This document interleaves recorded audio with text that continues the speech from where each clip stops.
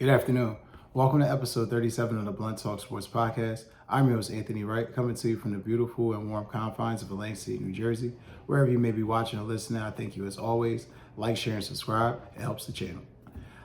This episode is going to be a different episode. It's going to be my NFL deep dive series that I've started about a week or so ago. I told you guys I want to take a topic or a specific thing and more or less just kind of like do a rundown or a deep dive on what the particular topic is. Could be a defense, an offense, a certain team, a certain down and distance, whatever it may be that could give you some, I don't want to say cause for pause for lack of better words, but have questions that you may not be able to answer right away. That even if you Google it, it's still kind of like, what the fuck is he talking about or watching? Now I will highlight to you that this video will be edited at a later point and there will be visual clips of the actual defense added. However, this video version is also going to be the audio podcast version too. That's going to be run on Apple Podcasts. So bear in mind, please, I apologize, my Apple Podcast subscribers, that you don't see obviously the visuals of this, but for my YouTube subscribers and people on X and other websites, you will see the video footage at a later point of the actual defense and how it's installed and how it runs. I'm just going to give you basically today the verbal rundown of how it's ran and how I expect the Eagles defense to look and what we should expect going into the 2024 season. That being said, let's dive right into it. Number one question most people ask is, what type of defense is Vic Fangio running? Vic Fangio is running a 3-4 defense. It's a defense that Vic Fangio has ran for years. He's not the father of the defense. He's kind of like the great grandson who's adopted it and made it, his own with his own little twists and wrinkles to it. But nonetheless, per ESPN's Aaron Schatz, the defense will be transitioning from a 4-3 to a 3-4, as I explained to you. This episode is just more or less breaking down the 3-4 defense, and it will explore the 2-4-5 nickel defense, which is also an alternate package that Vic Fangio runs, that the Eagles will be running as well. And they've been practicing this, and it will explain its primary functions to you, plus the strengths and weaknesses of the defense. Now, I want to highlight to you, because I want to make sure everybody gets that credit. Some of this news comes from a Bleacher Report article from all the way back in 2011. Yes, I know 2011 seems like fucking ancient history. My how time flies. But and I've also sourced some of this information too from Pro Football Reference. I want to give them their credit too.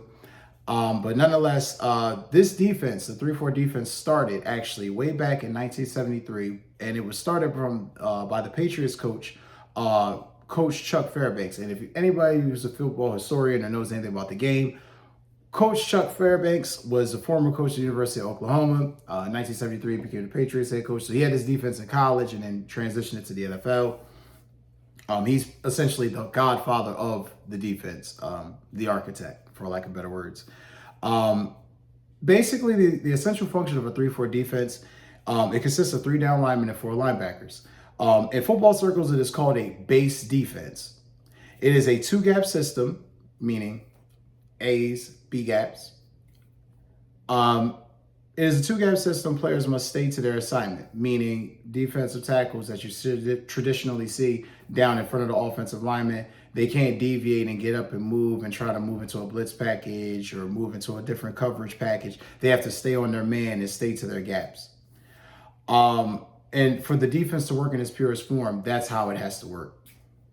The assignments for a 3-4 defensive player. Now we're going to start with defensive ends because this is typically the one that is very easy to get confused. Again, the illustrations will be posted, edited later at a later point, but I want to make sure that I stress emphasis. The defensive ends and the outside linebackers have totally different responsibilities in a 3-4 defense. Let me explain. Defensive ends play what we call the 5 technique, which means that they are head up, staring at the defensive line, staring at the offensive line, or in front of the offensive tackle. Defensive ends must watch the B and C gaps, which are typically between the guards and the tackles. The end's responsibility is to essentially defend the run and then defend the pass. So, hence, this is why Haason Reddick is no longer a Philadelphia Eagle. In that defense, the defensive ends have to be able to not only defend the pass, but defend the run. Now, we know Haason Reddick is great against the pass, As far as rushing the quarterback, as far as defending the pass, not really his strong suit. Not knocking the dude because I love Hassan Reddick, but this just highlights one of the things so that way you can get a visual of why, who plays that position and why that guy might not be here anymore. That being said, defensive ends cannot lose contained by rushing the quarterback. If defensive ends lose contain, meaning they leave their lineman or they leave the guy that they're supposed to be in front of and they break contain, that's where you see those quarterbacks and those running backs sometimes break off those long runs on the edge because sometimes the defensive end overshoots his man by coming too far out, creates a lane for the running back or the lineman, and boom, up the gap they go. Nose tackles, another great position within this defense. This is essentially the foundation of the 3-4 defense. The nose tackle is the plug. His job is essentially to plug the middle of the defense. A great nose tackle commands double teams, which opens up the A gap, which allows a linebacker the ability to get to the backfield. So essentially, get the visual. Nose tackle on the center, nose tackle hovering over a guard. He attacks his man by creating that space that allows the linebacker to be able to shoot through straight to the quarterback. With that also being said, the bigger they are, the better. Looking at their defensive tackles, you have Jordan Davis, you have PJ Mustipher, you also have Marion Tuipulotu. Pardon me, brother, if I butchered his name. But nonetheless, you could get the idea, big defensive lineman. I mean, Jordan Davis is 3 some change, 320 some change. I mean, that just gives you an idea of what type of defensive lineman, nose tackles you need to block those gaps. Again, seems like they have the type of personnel to run this defense if you're kind of following along, getting an idea of what I'm saying. Outside linebacker. The primary job is to rush the quarterback. They must be strong enough so no one can beat them outside in the run game. Again, defensive end, outside linebacker. This is why it's very easy to misconceive and misconstrue their jobs or their roles. Because essentially, their roles are similar but different. The outside linebacker is just rushing. He's rushing the quarterback. But he has to make sure that if he sees that the quarterback got the ball out quickly, or if he sees a screenplay developing, or he sees it's a delay, he has to be cognizant and make sure that he doesn't over pursue, because then that opens up another lane for the offensive player, quarterback, running back, receiver, whomever, to get upfield, and then all hell breaks loose. Essentially, they call the term, for all my football heads out there, football aficionados, setting the edge. Speed, flexibility, strong hands is going to be needed. Looking at the guys that we have currently at this position, Zach Bowen, Jalix Hunt, at Nolan Smith, Bryce Huff, Josh Sweat, Brandon Graham, Julian Okora, who also has been turning heads at camp so far. So if you notice, guys that are 6'3" and up, guys that are between 235, 255, guys that have power, some athleticism, some speed, but they can more importantly rush the passer and play some coverage. Very, very interesting. And you can tell Vic Fangio definitely had a say-so in how the defense was addressed, which he alluded to in his press conference early this offseason. And you can also see that the type of guys they went after, they wanted to make sure they had the right mold. This is, like I said, these roles are all pivotal. We're expecting a lot out of Nolan Smith this year. We're expecting a lot out of Bryce Huff. Obviously, with Reddick being gone, he's getting the $51 million. We're expecting a lot out of him. Josh Sweat, he's playing for his dinner last year of his deal. Brandon Graham, last year, he's going to play football. He's retiring after this year. And Okara is pretty much playing for a contract. So, and, Zach Bourne and Jalix Hunt, Jalix Hunt's a third-round pick. Zach Bourne's on a one-year deal. So it's going to be very interesting to see who develops fast and quick in a hurry out of this group. Next, we're going to go into inside linebackers. Their primary job is just to tackle. Teams usually prefer this guy to be the leader of the defense and the main guy you want to run free to the football. This is the Ray Lewis's of the world. This is, the guys of that nature and that mold. You want those guys running the defense, leading the charge, running free, and just causing all types of fucking mayhem and getting to the rusher and getting to the quarterback and just getting the tackles that's needed to snuff out the offense's chance at moving the ball forward.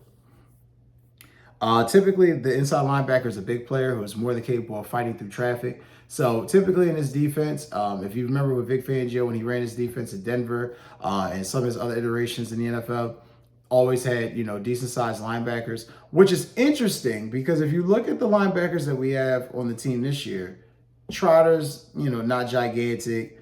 N'Kobe Dean's small. Devin White's not gigantic. And special teams and backup player Oren Burks, some size, but not gigantic.